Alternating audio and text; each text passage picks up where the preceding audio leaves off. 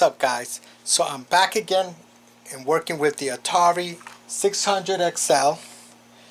Okay, the one that I was restoring and it had, I don't know if you guys remember, but it was the one with the lasting issue that it had was the sound was too low. It was extremely low. So I did some chip swapping out of my good one with the one that's bad. Decided to go that route. Okay, because I didn't have a replacement of all the chips, so I just started to swap some chips. So at first I thought it was one of these, what they call perhaps I thought it was the GTA chip or the Pokey chip, which is over here. But I swapped that one with the good one, and that wasn't the issue. So I said, okay, I know that the sound area is around here, so let me go and swap this chip right here. Okay, I'm not sure what that chip is, but that chip says RCA 323 CA 35, I think 8C. I can't see it. I got my glasses on right now. I need some lighting. Let me see what that is. Okay, yes, CA358E. That's what that is. Okay, so I said let me go with that one because I know that the sound area is around here. So I thought it was this chip here, which is the Pokey chip, because I know it has to do with sound.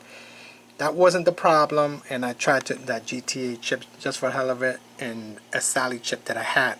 Those are the first two I tried, and then a third thing that I tried with the Pokey chip. So this right here, I swapped this chip here, this RCA 323, and boom, the sound is here. You can hear see that startup noise? That's how it's supposed to sound when you're booting it up, and you can hear it clearly. Before it was very, very extremely low. So I swapped it with this chip over here. This is the old chip right here. So I'm going to try to put that old chip back again just in case, to make sure that's actually the issue. But whatever that chip is, I'm going to have to find it, order it, and then replace that chip. So for now, I'm going to just change that chip back, the old one, to see if I notice any difference. So I'm going to do that right now. Alright, so I swapped the chip back, and let's test it. This is the original one. See what happens here. Oh, hold up, I gotta plug it in. I unplugged it, so I didn't want to get shocked here. So I unplugged it. Alright, let's go.